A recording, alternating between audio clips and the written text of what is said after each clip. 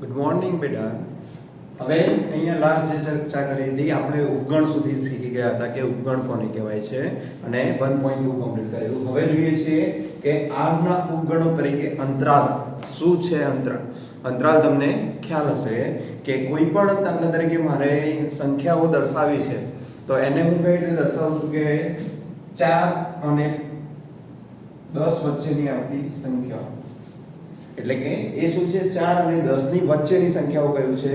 હવે તો બીજી રીતે અહીંયા કહીએ છીએ કે અંતરાલ કોને કહેવાય તો આ જે ઇન્ટરવલ જે આપેલો છે, અંતરાલ આપેલો છે, એટલે કે આની વચ્ચેની સંખ્યાઓ કઈ રીતે દર્શાવીએ છીએ તો આપણને ખબર છે કે 5 6 7 8 9 સુધીની છે, બરાબર. આમાં 4 અને 10 નો ઉપયોગ કરતા નથી તો એ અંતરાલ કહેવાય. અથવા 4 થી 10 સુધી કયું હોય, 4 થી 10 સુધીનો મતલબ શું થાય છે 4 થી 10 એટલે કે એની અંદર 4 પણ આવશે અને 10 પણ આવશે, પણ એમ કહ્યું હોય કે 4 અને 10 વચ્ચેની કયું હોય ત્યારે આપણે આ બંનેનો સમાવેશ કરતા નથી. તો અંતરાલ કોને કહેવાય છે તો કે આ પ્રકારના જે મોટા પ્રમાણમાં જે ગણો આપેલા છે એના ઉપગણો આપણે દર્શાવવા છે, બરાબર છે. તો એ ઉપગણો આપણે શેમાં દર્શાવીએ છીએ, ઇન્ટરવલમાં દર્શાવીએ છીએ, એટલે કે અંતરાલમાં.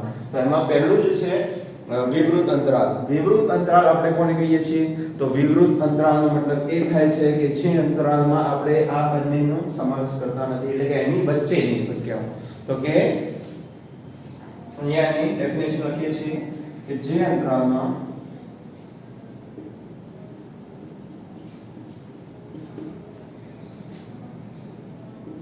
ફક્ત બે નંબરની વચ્ચેની જે સંખ્યાઓ લઈએ છીએ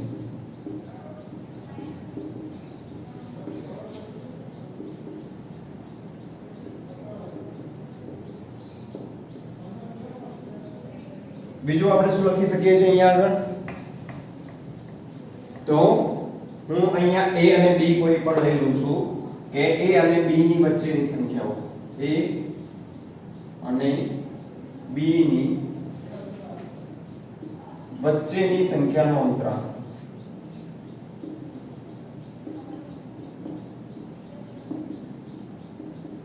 તો કઈ રીતે આપણે એને દર્શાવીશું તો એને આપણે દર્શાવવા માટે અહીંયા લઈએ છીએ કે a less than x less than b, એટલે કે a અને b ની વચ્ચે x આવેલું છે, બરાબર.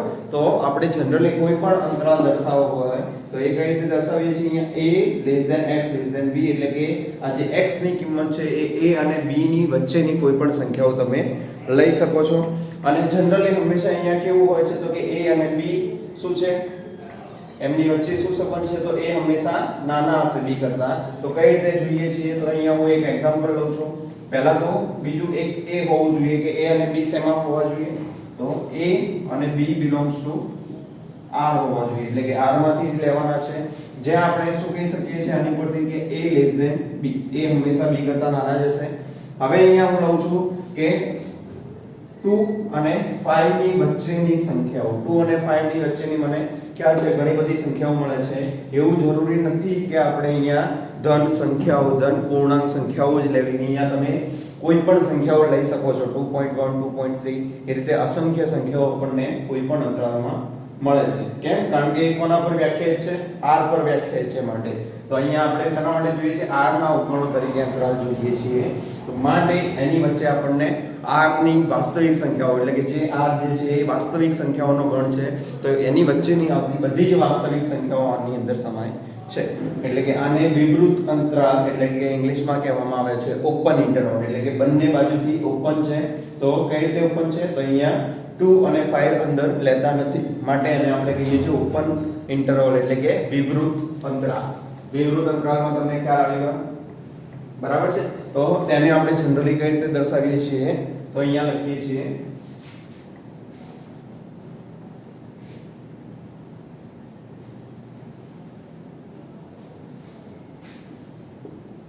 તેને a b વડે દર્શાવે છે, બરાબર છે. અહીંયા શું છે કૌંસ કયો લઈશું, અહીંયા આપણે નાનો કૌંસ લઈએ છીએ તો a b વડે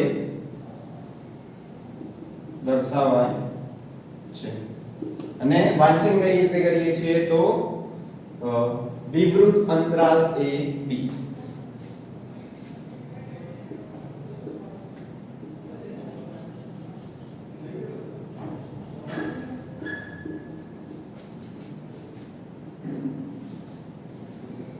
એ બી કહીએ છીએ.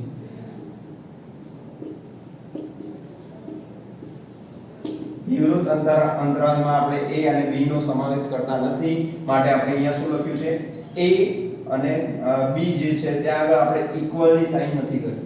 જ્યારે અહીંયા ઇક્વલ ની સાઈન લાગે છે એટલે કે less than or equal to, બંને સાઈનો થાય less than or equal to ની સાઈન લાગશે ત્યારે આપણે એને શું કહીએ છીએ, સમૃદ્ધ અંતરાલ કહીએ છીએ. સમૃદ્ધમાં શું થાય છે, a અને b નો સમાવેશ થાય છે, જ્યારે વિવૃતમાં a અને b નો સમાવેશ નથી થતો.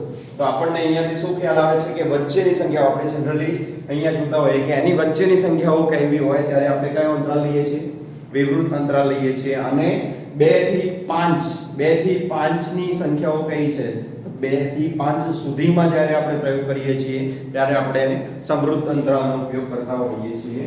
તો એમાં લખીએ છીએ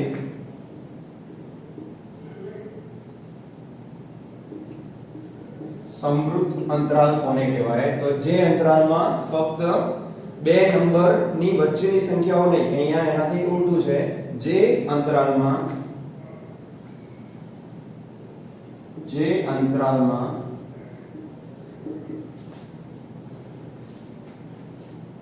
કોઈ a થી b સુધી, અહીંયા શું હતું, વચ્ચે નહીં હતું, અહીંયા સુધીનો આપણે ઉપયોગ કર્યો છે કે a થી b સુધીની સંખ્યાઓનો આપણે શું કરીએ છીએ, સમાવેશ થાય છે.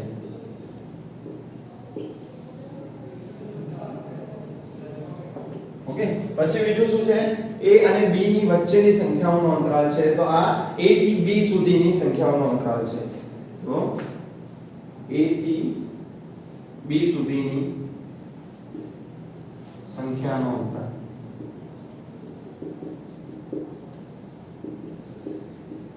આને આપણે કેવી રીતે દર્શાવીએ છીએ, દાખલા તરીકે કોઈ x એ અંતરાલમાં છે એમ કહેવું હોય તો આપણે કેવી રીતે લખી શકીએ કે x belongs to અંતરાલ એને a b અને મોટા કૌંસ વડે દર્શાવીએ છીએ a અને b, બરાબર છે. તો x એ a અને b માં છે તો શું લખી શકાય, a less than or equal to x less than or equal to b, બરાબર. અહીંયા પણ એ રીતે લખી શકીએ છીએ કે x આમાં છે, ઓપન ઇન્ટરવલ એટલે કે વિવૃત અંતરાલ ab માં છે, તો આપણે લખી શકીએ છીએ કે a less than x less than b છે. તો અહીંયા શું છે, x belongs to, હવે અહીંયા કયો અંતરાલ લીધો છે આપણે, આ જે મોટો કૌંસ લીધો છે એ કયો છે, આપણો સમૃદ્ધ અંતરાલ છે. તો સમૃદ્ધ અંતરાલ ab માં છે તો એને લખી શકીએ છીએ કે a less than or equal to x less than or equal to b.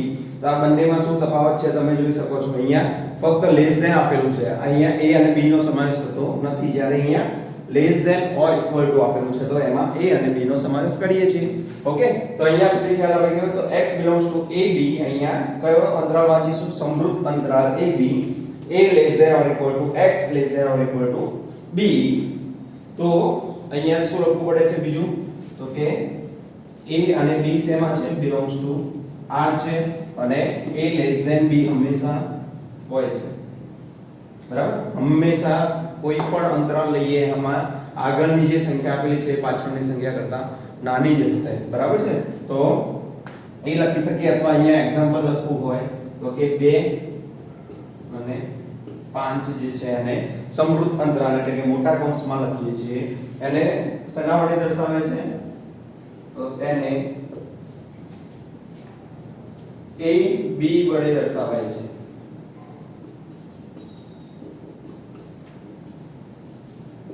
એના પછી શું લખ્યું છે, તેને વિવૃત અંતરાલ ab કહીએ છીએ. તો અહીંયા આપણે શું કહીએ છીએ, તેને સમૃદ્ધ અંતરાલ ab કહીએ છીએ. તેને સમૃદ્ધ અંતરાલ ab કહેવાય.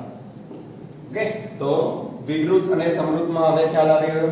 હવે બીજું એ લઈએ છીએ કે વિવૃત સમૃદ્ધ અને સમૃદ્ધ વિવૃત એટલે કે બંને ઇન્ટરવલ જે છે એ આપણે સાથે લેવા હોય તો કઈ રીતે દર્શાવીશું, એના કેટલાક એક્ઝામ્પલ જોઈએ છે જેથી તમને વધારે ખ્યાલ આવશે. દાખલા તરીકે મને એમ કહેવામાં આવ્યું હોય કે 2 નો સમાવેશ કરવાનો છે અને 5 નો સમાવેશ નથી કરવાનો, તો કયો અંતરાલ લઈશું, ત્યાં આગળ મારે સમૃદ્ધ વિવૃત અંતરાલ લેવો પડશે.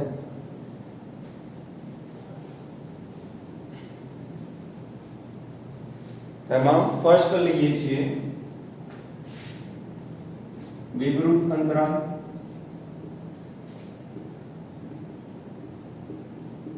તો આપણને અહીંયા વિવૃત અંતરાલમાં કોઈ પણ બે ઘટકો આપેલા છે. તો એમાં અહીંયા જે a છે અને અહીંયા b છે. તો અહીંયા a અને b માં a અને b નો સમાવેશ થતો નથી, માટે અહીંયા લખી શકીએ a x b. બરાબર છે. અને ઇન્ટરવલમાં લખવું હોય એટલે કે અંતરાલમાં લખવું હોય તો આપણે a b નાના કૌંસનો ઉપયોગ કરીએ છીએ. એના પછી સેકન્ડ છે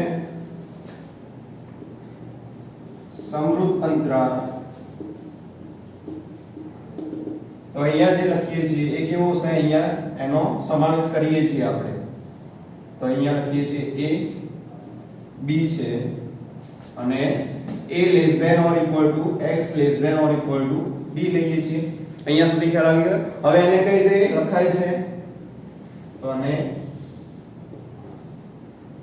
ઇંગ્લિશમાં કહેવાય છે ક્લોઝડ ઇન્ટરવલ, એટલે કે બંધ અંતરાલ. બરાબર છે. તો બંધ છે બંને બાજુથી, તો એમાં બંધ હોય ત્યારે એને બધા જ ગણવાના છે. જ્યારે અહીંયા ઓપન છે તો આ બંને શું છે, ઓપન નો મતલબ ભાગી જાય છે. બરાબર. જ્યારે આ બંધ છે, રૂમમાં બંધ છે, તો એને આપણે પૂરીને રાખવાના છે. બરાબર. તો એને આધારે અહીંયા કહી શકીએ કે આ કેવો છે, ઓપન, ને આ છે ક્લોઝ. પછી એના પછી થર્ડ પોઈન્ટ આવે છે વિવૃત સમૃદ્ધ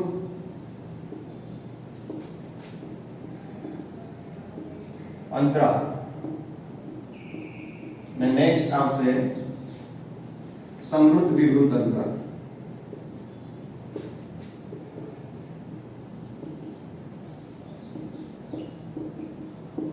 હવે અહીંયા વિવૃત સમૃદ્ધ અંતરાલમાં આપણે શું કરીએ છીએ, એક બાજુથી a જે છે એને લેતા નથી. વિવૃત એટલે કે એક બાજુ ઓપન છે, ખુલ્લો છે, જ્યારે બીજી બાજુ b જે છે એ બંધ છે. બરાબર. b ને આપણે લેવાના છે, એને લેતા નથી. તો કઈ રીતે લખીએ છીએ એને, a x b. કેમ? કારણ કે આપણે b ને લેવાના છે તો આપણે શું કરીએ છીએ, લખીએ છીએ, અને a ને નથી લેવાના તો ફક્ત લખીએ છીએ, એટલે એની વચ્ચે આવશે. અને અહીંયાથી અહીંયા સુધી b સુધી આવશે, a ની વચ્ચે અને b સુધી. કેમ? કારણ કે અહીંયા ઇક્વલ લખ્યું છે. બરાબર. અને એને દર્શાવીએ છીએ a b. અહીંયા એક બાજુ શું છે, ઓપન ઇન્ટરવલ એટલે કે વિવૃત અંતરાલ છે, અને બીજી બાજુ બંધ ઇન્ટરવલ એટલે આપણે એને સમૃદ્ધ કહીએ છીએ. બરાબર.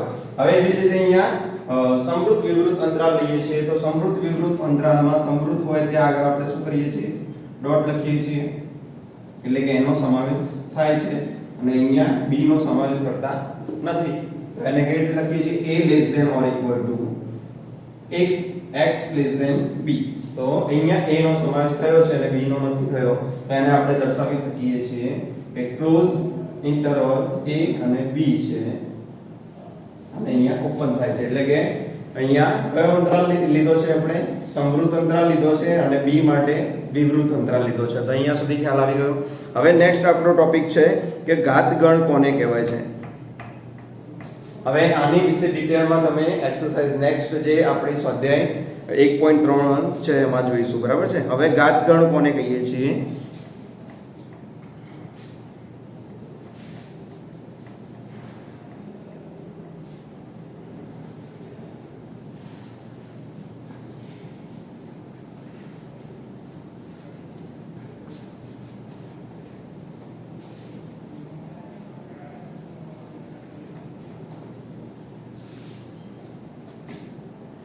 હવે અહીંયા શું કહેવામાં આવ્યું છે, તો કે ઘાતગણ કઈ રીતે કહીએ છીએ, તો કે એના તમામ ઉપગણોથી બનતા ગણને.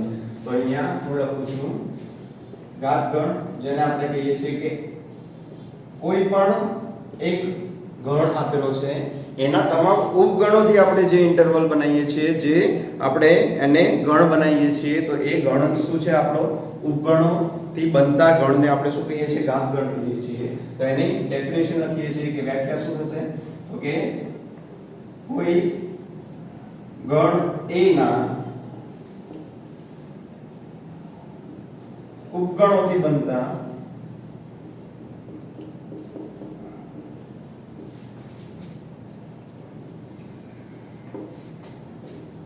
ગણને કયા ગણનો a નો શું કહેવાય છે ઘાત ગણ કહેવાય છે a નો ઘાત ગણ કહે છે ઘાત ગણને ઇંગ્લિશમાં આપણે શું કહીએ છીએ પાવર સેટ કહેવામાં આવે છે પાવર સેટ એટલે એની અંદર કયા ગણનો સમાવેશ થાય છે તો એમાં કયા ઘટકો આવશે તો ગણ a ના ઉપગણો જે લખીએ છીએ અને એનો ગણ બનાવીએ છીએ તો એ ગણના ઉપગણોના ગણથી જે બનતા ગણ છે એને આપણે શું કહીએ છીએ a નો ઘાત ગણ કહીએ છીએ તો અહીંયા આપણે ઉદાહરણ લઈએ છીએ તો અહીંયા મારી જોડે એક 1 અને 2 આપેલા છે a બરાબર તો આના ઉપગણો કેટલા થશે તો પહેલા ઉપગણો આપણને ખબર હોવી જોઈએ કઈ રીતે લખીએ છીએ તો ઉપગણોની સંખ્યા પહેલા તો એક તો હંમેશા 5 એટલે કે એને આ રીતે લખી શકાય છે ફક્ત કૌંસ કરો અથવા તો 5 લખો એટલે કે ખાલી ગણ નલ સેટ કહીએ છીએ અને તો ખાલી ગણ છે બીજો શું છે દરેક ઘટક લેવાનો છે તો એક પછી બીજો અહીંયા બે ઘટકો છે તો બે બંને ઘટકો આવી ગયા હવે એક બીજું એ છે કે કોઈ પણ ગણ આપેલો હોય પોતે પોતાનો શું કહેવાય છે ઉપગણ કહેવાય છે તો અહીંયા આપણને કેટલા એના ઉપગણો મળે છે તો 1 2 3 અને 4 ઉપગણો મળે છે તો આનો જે ગણ લઈએ છીએ એને આપણે કૌંસમાં લખીએ છીએ ત્યારે જે આ ગણ છે એને આપણે શું કહીએ છીએ પાવર સેટ ઓફ a એટલે કે ગણ a નો ઘાત ગણ બરાબર એને pa વડે દર્શાવાય છે એટલે કે પાવર સેટ ઓફ a અથવા બીજી રીતે ગુજરાતીમાં આપણે રીડ કરવું હોય વાંચવું હોય તો કઈ રીતે વાંચીએ છીએ તો કે a ના ઉપગણોનો ગણ બરાબર અથવા તો કે a નો ઘાત ગણ a નો ઘાત ગણ પણ આપણે કહી શકીએ છીએ એના પછી બીજું એ આપેલું છે કે એના ઘાત ગણોની સંખ્યા કેટલી થાય છે તો ઘાત ગણની સંખ્યા એટલે કે નંબર ઓફ p એ કેટલી થશે એટલે કે આ જે ઘાત ગણ છે એની સંખ્યા કયા સૂત્રને આધારે મળે છે 2 ની n ઘાત બરાબર 2 ની કેટલી n ઘાત n શું છે તો અહીંયા જે આપેલા છે એ ઘટકોની સંખ્યા કેટલા ઘટકો આપેલા છે અહીંયા ગણ a માં મને 2 ઘટકો આપેલા છે તો હું શું કરીશ અહીંયા 2 ની 2 ઘાત લખું છું તો મને કેટલા મળશે 2 ની 2 ઘાત 4 થાય છે તો અહીંયા મને 1 2 3 અને 4 ઉપગણો મળે છે તો એના આ પાવર સેટ a છે એટલે કે ઘાત ગણ a છે એના ઘટકોની સંખ્યા કેટલી થશે 1 2 3 અને 4 થશે બરાબર અહીંયા સુધી ખ્યાલ આવી ગયો એના પછી છે સાર્વત્રિક ગણ કોને કહેવાય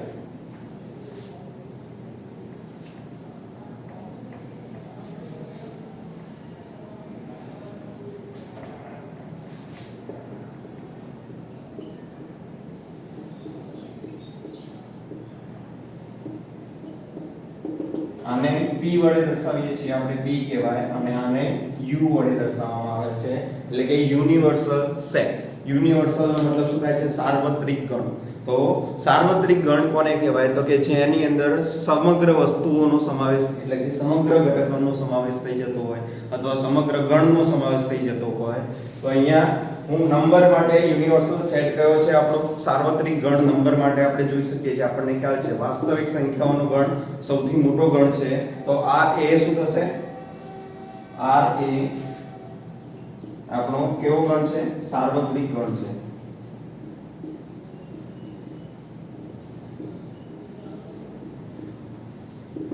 બરાબર હવે કોઈ મને એમ કહેવામાં આવે કે હું કોઈ ધન પૂર્ણાંક લઉં છું તો ધન પૂર્ણાંક એ કયા છે એ આપણા પ્રાકૃતિક સંખ્યાઓનો જ ગણ છે તો એમાં સાર્વત્રિક ગણ કોને કહીશું તો સાર્વત્રિક ગણ દાખલા તરીકે હું ઉદાહરણ આપું છું તમને કે યુગ્મ સંખ્યાઓનો ગણ યુગ્મ પ્રાકૃતિક સંખ્યાઓનો ગણ તો એ પણ આપણો કેવો થશે સાર્વત્રિક ગણ થશે જેની અંદર બાકીના એના ઉપગણોને બધાનો સમાવેશ થાય છે બરાબર તો જે ગણમાં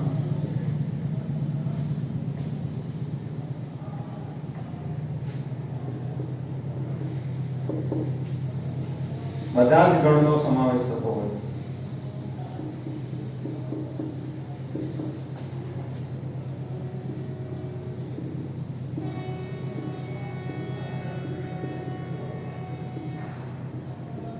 એને શું કહેવાય છે? સાર્વત્રિક ગણ કહે છે.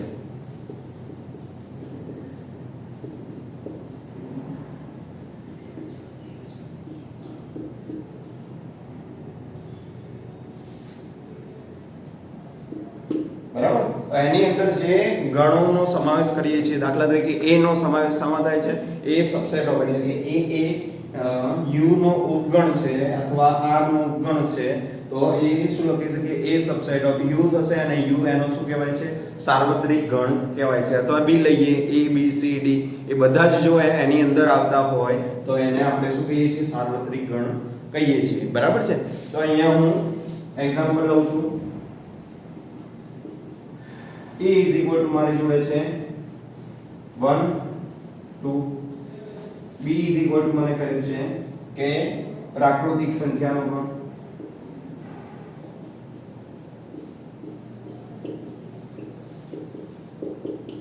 એના પછી c is equal to લઈએ છીએ. c is equal to હું લઉં છું પૂર્ણ સંખ્યાઓનો ગણ,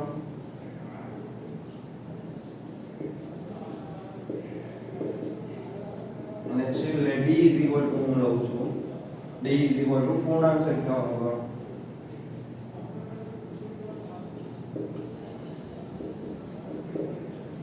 તો અહીંયા તમે જોઈ શકો છો આ બધા માટે સાર્વત્રિક ગણ કયો છે? તો અહીંયા 1 2 જે છે એ શેમાં રહેલા છે? r માં રહેલા છે. b જે છે પ્રાકૃતિક સંખ્યાઓ એ શેમાં રહેલી છે? r માં છે. વાસ્તવિક સંખ્યાઓમાં છે. c પૂર્ણ સંખ્યાઓનો ગણ એ પણ શેમાં છે? r માં છે. જ્યારે d લઉં છું પૂર્ણાંક સંખ્યાઓનો ગણ એ પણ r માં છે.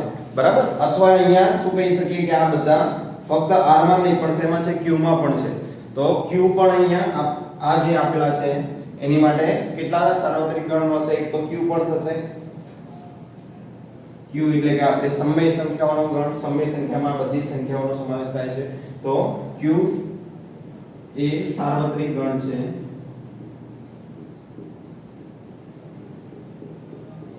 આપેલ ABCD માટે. બરાબર છે.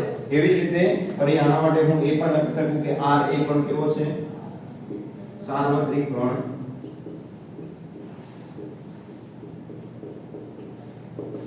છે. તો આ જે ABCD જે છે એ આપણા શેમાં સમાયેલા છે? આ જે બધા જ ઉપગણો છે, નાના નાના ગણો લઈએ છીએ, એ બધા જ શેમાં સમાયેલા છે? આપણા Q માં સમાયેલા છે અથવા R માં સમાયેલા છે. તો આપણે એને એનો સાર્વત્રિક ગણ કહીએ છીએ. તો અહીંયા આગળ આપણે એક એક્ઝામ્પલ જોયું હતું કે 1 2 જે લીધા હતા,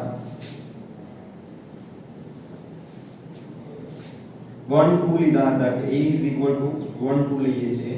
તો એના ઉપગણોનો ગણ જે લઈએ છીએ એ કયો છે? એક તો 5 છે, બીજો 1 2 અને 1 2. બરાબર છે. આ બધા જ ગણોનો સમાવેશ શેમાં થાય છે? એના ઘાત ગણમાં થાય છે. એટલે કે પાવર સેટ ઓફ a માં થશે. તો પાવર સેટ ઓફ a ત્યાં આગળ ઘાત ગણ જે છે એ એકના માટે કયો ગણ કહેવાશે? સાર્વત્રિક સંખ્યાઓનો ગણ કહેવાય. બરાબર. એટલે કે સાર્વત્રિક ગણ કહેવામાં આવે છે. હવે આગળ જોઈએ છીએ સ્વાધ્યાય 1.3, જેમાં આપણને આપેલા છે કે સત્ય બને તે રીતે ખાલી જગ્યામાં શું કરવાનું છે? સબસેટ એટલે કે ઉપગણ છે કે નહીં એ કહેવાનું છે.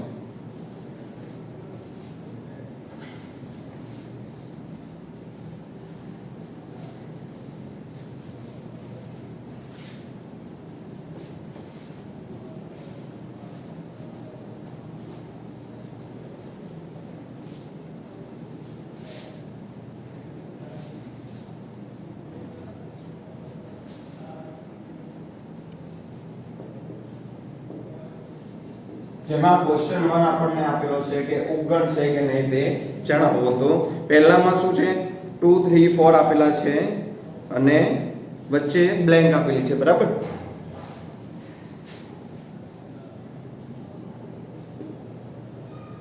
અહીંયા ખાલી જગ્યા છે ત્યાં તમારે સબસેટની નિશાની એટલે કે ઉપગણની નિશાની કરવાની છે.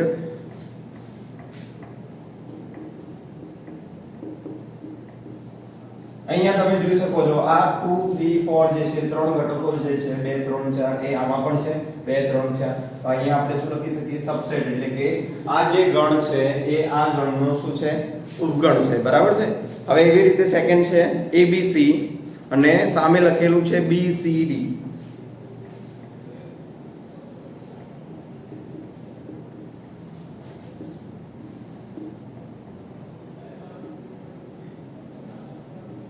હવે અહીંયા તમે કહી શકશો કે આ એ આનો ઉપગણ છે, અહીંયા A છે, અહીંયા A નથી, બરાબર? અહીંયા B છે, B છે, C છે, C છે, અથવા અહીંયા આને પણ આનો ઉપગણ કહી શકો, કોઈ એને કહી શકો, તો બંને ચેક કરવાનું. તો B આમાં છે, C છે, D નથી.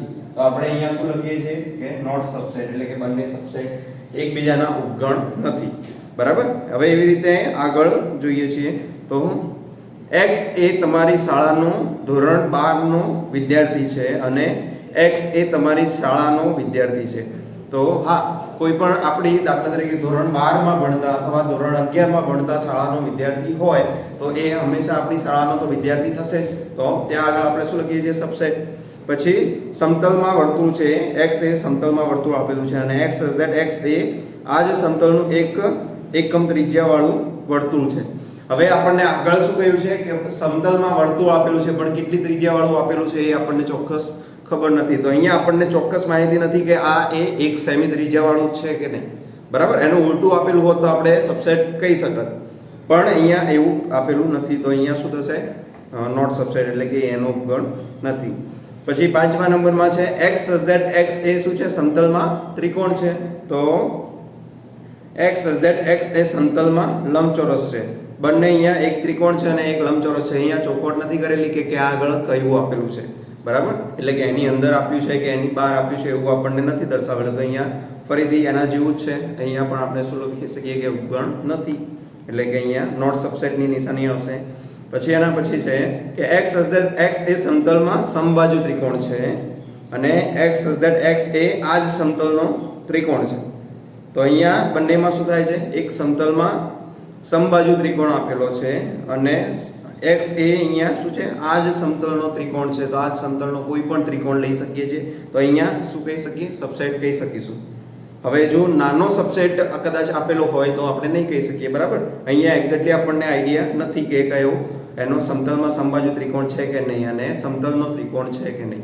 તો હવે એના પછી 7 નંબર છે કે X એ યુગ્મ પ્રાકૃતિક સંખ્યા છે. તો યુગ્મ પ્રાકૃતિક સંખ્યાઓ આપણને ખબર છે કઈ છે? 2 4 6 8 એ રીતે અસંખ્ય સુધી છે. હવે અને નેક્સ્ટ આપેલું છે X એ શું છે? પૂર્ણાંક સંખ્યા છે. તો પૂર્ણાંક સંખ્યાઓ આપણને ખબર છે એમાં કઈ સંખ્યાઓનો સમાવેશ થાય છે?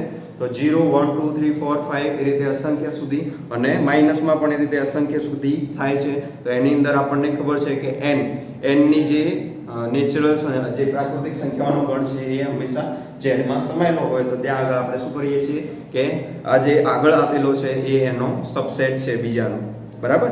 એના પછી ક્વેશ્ચન નંબર 2 છે કે નીચેના વિધાનો સત્ય છે કે અસત્ય તેની ચકાસણી કરો. એમાં ફર્સ્ટ આપણને આપેલું છે AB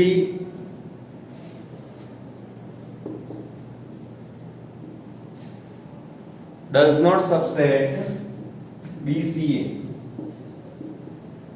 અહીંયા સત્ય વિધાન છે કે નથી? તો અહીંયા A છે, અહીંયા A છે, B છે, B છે. તો અહીંયા શું આવવું જોઈએ? સબસેટ આવવું જોઈએ. તો અહીંયા અસત્ય છે. તો એ રીતે આગળ જોઈ શકો છો તમે. A E subset of A શું છે? X એ અંગ્રેજી મૂળાક્ષરો પૈકીનો એક સ્વર છે, બરાબર? તો એક જ સ્વર અહીંયા કહેલું છે. તો આપણે કોઈ પણ અહીંયા A પણ સ્વર છે અને E પણ સ્વર છે તો આપણે લખી શકીએ છીએ. પછી 1 2 3 જે છે એ સબસેટ ઓફ 1 3 5 તો નથી, ડઝ નોટ આવશે તો અસત્ય છે. પછી 4th નંબર લઈએ છીએ A સબસેટ ઓફ ABC. તો હા છે, એ સાચું છે. એના પછી A belongs to ABC. તો હા, એ પણ ABC માં રહેલો છે. પછી X એ 6 કરતા નાની યુગ્મ પ્રાકૃતિક સંખ્યા છે. તો 6 કરતા નાની યુગ્મ પ્રાકૃતિક સંખ્યાઓ કઈ કઈ છે? તો 2 4, બરાબર? 2 ને 4 થશે. હવે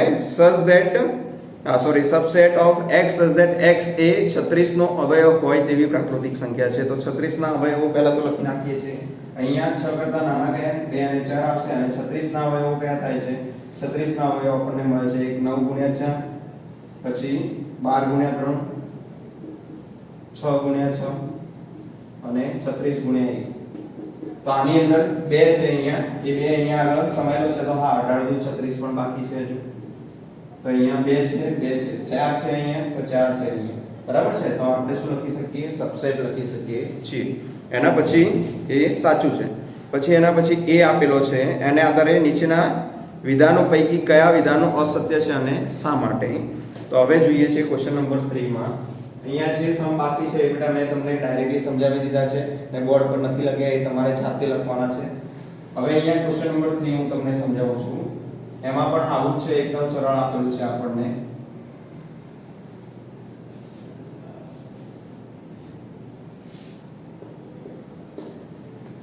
એમાં પણ આપણને શું કહ્યું છે કે સત્ય છે કે અસત્ય છે એ ચેક કરવાનું છે, અને શા માટે?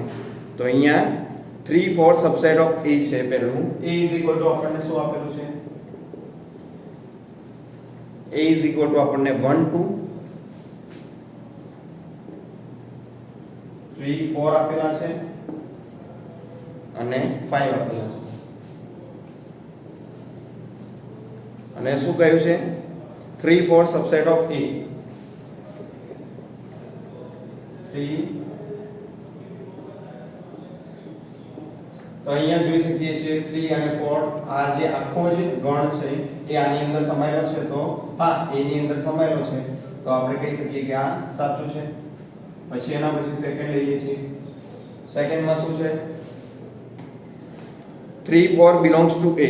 તો 3/4 belongs to A, તો એ એમાં છે, તો હા એ પણ કહી શકીએ છીએ. તો એ પણ ઘટકો એમાં આવેલા છે. પછી એના પછી શું છે? 3/4 અને એનો કૌંસ કર્યો છે.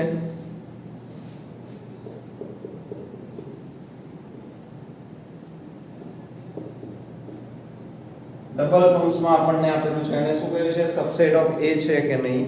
તો અહીંયા જોઈ શકીએ છીએ આપણને કે 3 અને 4 આ જે આખો ગણ છે એ શેની અંદર રહેલો છે? A માં રહેલો છે, માટે અહીંયા આ પણ સાચું છે, આ પણ સાચું છે, બરાબર.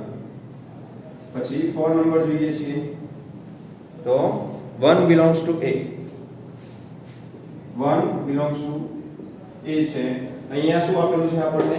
ફક્ત 1 આપેલા છે. અહીંયા કૌંસમાં 1 છે, બરાબર. અહીંયા તમે જોઈ શકો છો કે કૌંસની અંદર 1 છે, તો અહીંયા કૌંસમાં 1 લખવું પડે છે. સોરી, ડાયરેક્ટ લખી શકીએ છીએ 1 A માં છે, તો 1 હા A માં છે, તો આ પણ સાચું થશે. પછી એના પછીનું 5 નંબર લઈએ છીએ. 5 નંબર શું કહે છે આપણને? તો 1 સબસેટ ઓફ A. તો 1 એ સબસેટ ઓફ A. A નો સબસેટ છે કે નહીં? તો 1 આના સબસેટ કયા થશે? એના અવગણો કયા કયા મળે છે આપણને? તો એક તો 1 મળશે, 2 મળશે, પણ કૌંસમાં 1 મળશે, તો અહીંયા નહીં થાય, બરાબર છે, માટે અહીંયા નહીં લખી શકીએ. પછી એવી જ રીતે આમાં પણ ચેક કરી લઈએ છીએ. 3/4 એ સબસેટ ઓફ A છે, એટલે કે A નો ગણ છે, તો 3/4 નહીં લખી શકીએ અહીંયા આગળ. કેમ? કારણ કે આપણને 3/4 ની બાજુમાં ફક્ત કૌંસ જ આપેલો છે. અહીંયા શું હોવું જોઈએ? ઉગણ માટે આપણને ખબર છે કઈ રીતે લખી શકીએ છીએ આપણે? આ રીતે લખી શકીએ છીએ, બરાબર. તો આની ઉપરથી આપણને ચોક્કસથી મળે છે કે એ જે 3/4 છે એનો સબસેટ નથી, બરાબર છે. અહીંયા સુધી ખ્યાલ આવી ગયો. હવે આગળ જોઈએ છીએ. હવે અહીંયા જોઈ શકીએ છીએ કે 3/4 સબસેટ ઓફ A આપેલું છે, તો આપણે અહીંયા રાઈટ કર્યું છે, તો અહીંયા શું કરવું પડશે? આને આધારે આપણે જોઈ શકીએ કે ચેન્જ કરવું પડશે. આનો સબસેટ છે કે નહીં? તો શું થશે? આના સબસેટો પહેલા લખી નાખીએ છીએ. કયા કયા થાય છે? એના સબસેટ આપણે લખી શકીએ છીએ. એક તો 5 હશે, બીજો 1 2 અને 3/4 જોડે છે, તો આ રીતે આપણે લખવું પડે છે, બરાબર. ડબલ કૌંસમાં આપણે લખવું પડે છે, અને 5. આ રીતે આપણને કેટલા મળશે? 2 ની 4 ઘાત. અહીંયા 1 2 3 અને 4 છે, તો 2 ની 4 ઘાત જેટલા આપણને ઘટકો મળે છે. તો અહીંયા ઘણા બધા ઘટકો મળશે. ફક્ત આપણે જેની જરૂર છે અત્યારે અહીંયા લખીએ છીએ. 3/4 છે એ એનો સબસેટ થશે, તો આ આપણને ખ્યાલ છે કે આ શું થાય છે? સાચું થાય છે. તો અહીંયા આગળ જે છે એ આપણને કેવું મળે છે? ખોટું મળે છે, બરાબર. એના પછી vi જે છે એ કયો છે? 6 નંબરનો એમાં જોઈએ છીએ. તો એમાં આપણને આપેલું છે કે 1 2 5 એ સબસેટ ઓફ A છે. 1 2 5 સબસેટ A છે. તો અહીંયા જોઈ શકો છો તમે 1 2 5 એ એનો શું થશે, સબસેટ થશે કે નહીં? 1 છે, 2 છે અને 5. તો એ હંમેશા આપણને ખ્યાલ છે કે આપણે અહીંયા જ્યારે આગળ શોધતા જઈશું ત્યારે આ જે 1 2 અને 5 ત્રણ ઘટકોનો જે સબસેટ છે એ મળશે આપણને A માં. તો અહીંયા આ સાચું છે. એના પછી છે 7 નંબર. 7 નંબરમાં આપણને આપેલું છે 1 2 5 belongs to A. 1 2 5 belongs to A. અહીંયા હવે જોઈએ છે બંનેમાં ધ્યાન રાખજો, અહીંયા સબસેટ કયું છે એટલે કે આનો ઉપગણ છે કે નહીં. તો અહીંયા હા આપણે કહી શકીએ કે એનો ઉપગણ છે, પણ એ આ જે ઘટક 1 2 5 અહીંયા જો કૌંસમાં લખેલું હોત 1 2 5 આ રીતે આ જે છે આવું આવું અહીંયા કોમા કરીને આખું લખેલું હોત તો આપણે કહી શકત કે એમાં છે. પણ અહીંયા આગળ નથી લખેલું કે 1 2 અને 5 સાથે કૌંસમાં આ રીતે એની અંદર સમાયેલો છે. તો આપણે અહીંયા લખી શકીએ કે આ કેવું છે, વિધાન આપણું ખોટું છે. 8 નંબર જોઈએ છે. 8 નંબરમાં આપણને આપેલું છે 1 2 3 સબસેટ ઓફ A.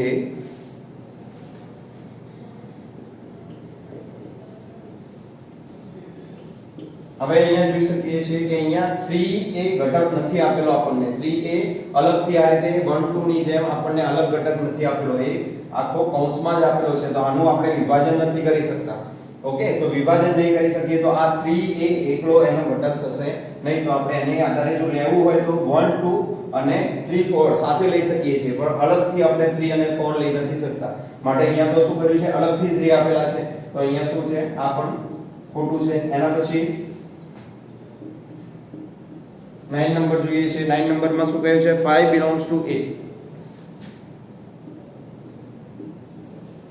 તો આ જે 5 છે એમાં છે, અહીંયા જોઈ શકો છો તમે 5 સબસેટ ઓફ A કયું હોય એટલે કે એનો ઉપગણ કયું હોય તો સાચું છે, પણ અહીંયા એ ઉપગણ નથી કયું, એની અંદર સમાયેલો છે. તો અહીંયા જો કૌંસમાં આપણે આગળ 5 લખેલું હોય તો કહી શકીએ કે 5 belongs to A. તો આ પણ કેવું છે, ખોટું વિધાન છે. અને એના પછી લઈએ છીએ તો એમાં આપણને આપેલું છે 5 સબસેટ ઓફ A લઈએ છીએ.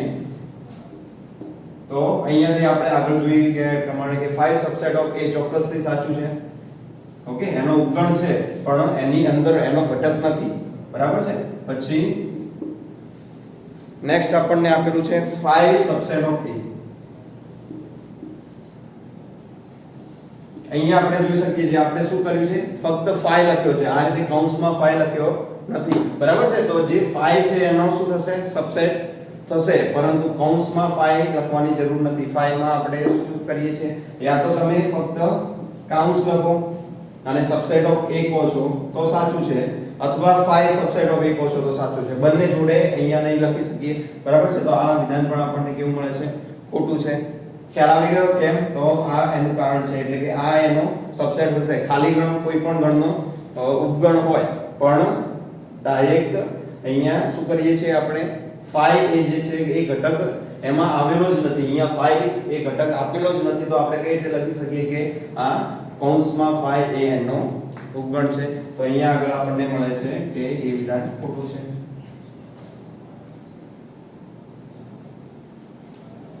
હવે ક્વેશ્ચન નંબર 4 થી હવે આપણે નેક્સ્ટ ક્લાસમાં જોઈશું. અહીંયા સુધી તમને ખ્યાલ આવી ગયો હશે, અને જે પણ અહીંયા ક્લાસ વર્ક થાય છે એ તમારે તમારી વર્ક નોટબુકમાં લખવાનું છે. અને કોઈ પણ ડાઉટ્સ હોય તો મારો નંબર આપની પાસે છે, એમાં તમે પૂછી શકો છો. બરાબર.